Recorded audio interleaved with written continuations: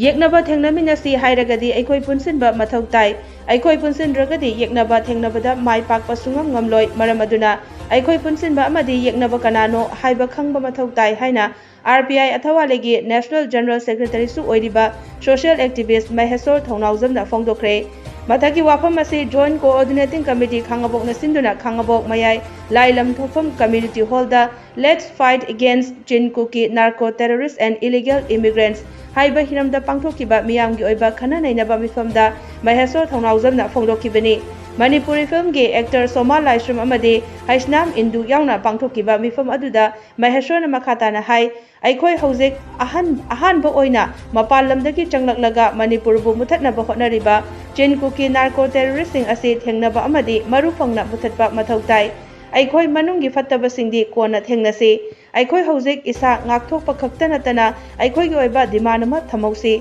separate administration talibasing jail da thamjingadabani Manipur Thugaiba haiduna assembly da wasakhiba makoi tarana Manipur Thugaiba hotnarakpa asi Manipur da Sungchang Changhalloidabani hairaduna Jingtam Khaidoktabida Aikoi Puna Nungsi Chanana Laiminaba Asibu Karibu Kaibage Hainasu Makhatana Fongdokhi Yeknaba Thengase Hairagadi, Akoi Punsindragadi Mai Pakpa Sungam Ngamloi. But the right first Akoi Punsindragadi Mathautai, Akoi Yeknaba Se Kanano Thengba Mathautai. Akoi Hausiki Oina Haizageko. Hausiki Oina right first Akoi Yeknaba Se Mapan Lamdagi Changlaga Manipur Muthatnaba Imalaiba Muthatnaba Akoi Phulpu Muthatnaba Tawriba Chin Kuki Narco Terrorists amasung illegal immigrants se si hana marufna Muthatnaba Mathautai. Adugi matunda akui Manipur matunda any kamuki wero Manipur manga tawramba Manipur to khaita tawramba akui imu manungi walibudi second step ta tawseba ma ahanbada akui ayengna base si han maru muthaksi adugi matunda second step habidi akui phatta base manungi yorma basu second step ta thingna seba kun aduna kedoe yengiu thamoga hejalakabani ko akui mete yam haye ai isagi guru ko begitan hajabana chate Ya Pagrabazani ko Tasina Ya Pagrabazani kahina Yendu Imai Ben Singh Kaithin Phamduna Babung Singh Isagi Ichari Tuition Hinduna Lai Kayan Ichari Su Semdana Imai Ben Singh na Dukan Pambani Khangde Turuk Macha Inaga Ichinaw Su Lady Ichinaw Yang Chidara ko Maitay Pangal Su Lady Community Ato Kasoy Lady Bani Maitay Ako yung Maitay Sina Amagi da suyaw bidyaw doiba amagi suyaw doiba amasu sautena ba amasu sautena oi tawala sibo nusi chana lei na ri yeng biune moi ke dore moi ha ki kanalo Chin Kuki na ko terrorist sina mapana dei kan se aga moi ke dore akoi na yan ta na se ke ta thamja da ba ke ko chang tho pa hai da lei nga sida moi ti me ma wi la bi chen chen de sinda moi ki saita ko bi tha ba ya ba tha hai Midi popi se hidak Rajasthan da dingir oi kai dingir oi hidak utna medicine hidak sunda popi se thabi ai ba akoi Manipur na thai ba popi se di drugs di ba kai melui mapan lam da chatta ka drugs di opium gi akoi Manipur da ta India pre mangan da thaba popi ne ba se di aduna ke dore Myanmar ko jambi se phajana na sen re mayam ko mi lamni chinaw le mi yam so khambi lamni abda lami sem da yaw myam engineer du so khangje lami sem re sen popi thare sen ta ba ya ta chale moina ta ba ya ta chale nomai dai ba ya le ma tung da ke dore ai na ya da thatu tawra ba ina tawdur ba ina tawri ba ina ai na ya ba mi su khar su ya hun da ya da ba ina mo ba ko gi moi bi su ko le pa ka hale samna ha da ne ja bi jen ha ro samna ha da tin yo ha ro popi mamang da ko na ma ga phau ni lu bi MLA do mo ma kana no mai pa kana no adu ne do re tha ma si da da tor pa plan na te ba ma pong si ba ne khang bi ro ni moi na ha ye tang mari da akoi mai tai na beli da Kuki sini yung may ko'y habi adu na niya ko'y music separate ang administration tali siya na media ko'y makasandok na may mamoy na chumi ko niya mo na tali siya tang ahong ni walis masungaw na tre mo ita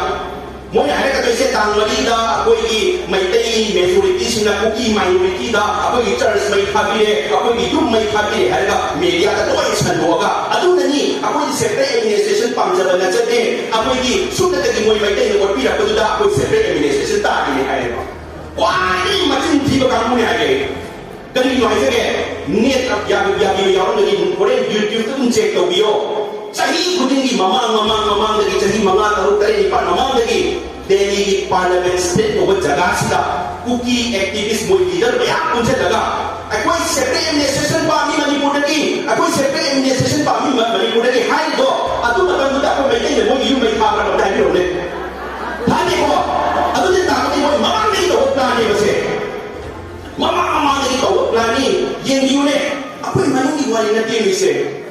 Memang MP oina vote kara abang Pamba 1990 dah tanggung buat wiki hai lupa sih masih vote kara Manipur jangan India jangan Changhalloidabani lagi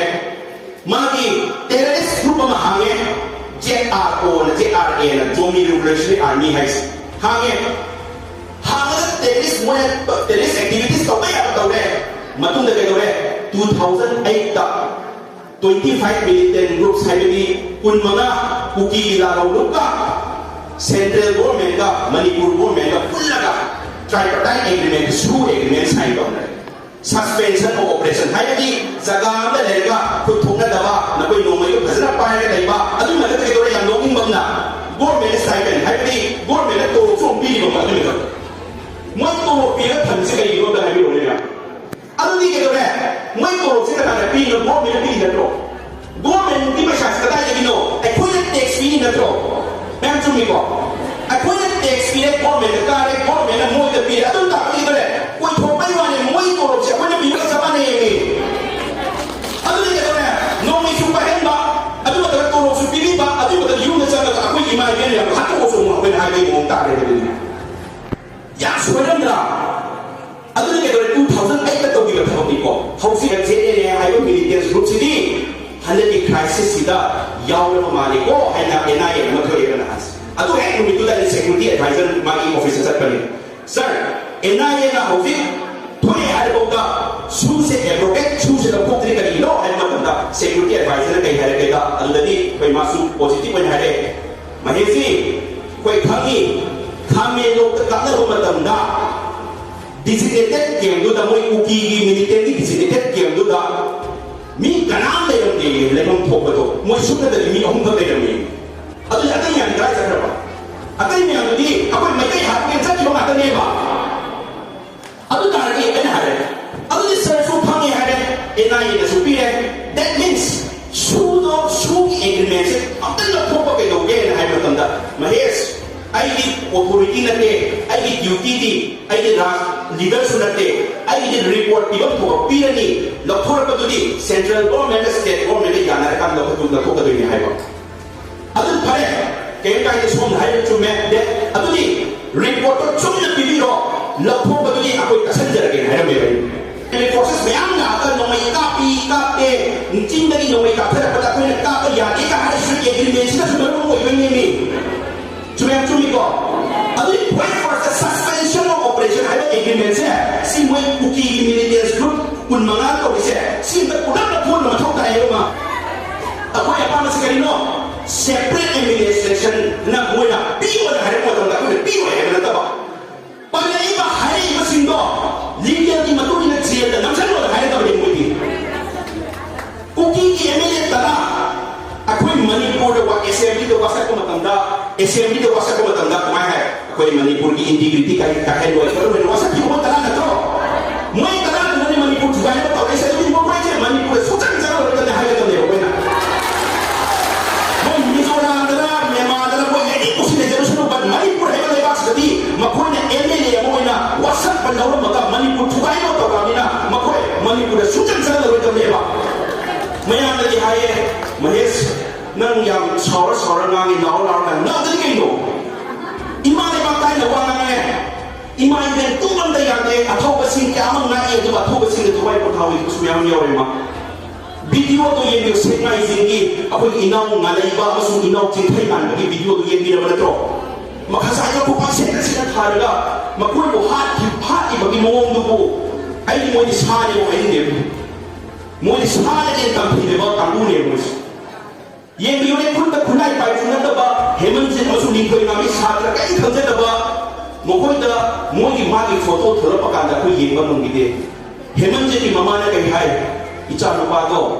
kupak no sik tha di bani hai na thina phatte ba sena adu ke do ya ma di hai ai sra city wala wo no bi na Maheshwar city wala wo di thra tap na ngang ga ai gi yum do cha kha da tap na ngang ya ka yam thai ro ne ai gi je cha du re to ka na yen ma ne to tu tap na ya tap tha go ma de gi do ba ya chu na wa ki adu ke do ya ma ya chu me ne ko ne adu ke ai cha gi je ire cha gi ja ti ke on ne ta ngang ga ni yen bi yo ai ga si su ngang je ni isagi iram da bo isagi yum ne hai do kai kai ma me na thai ro ni ka ke ko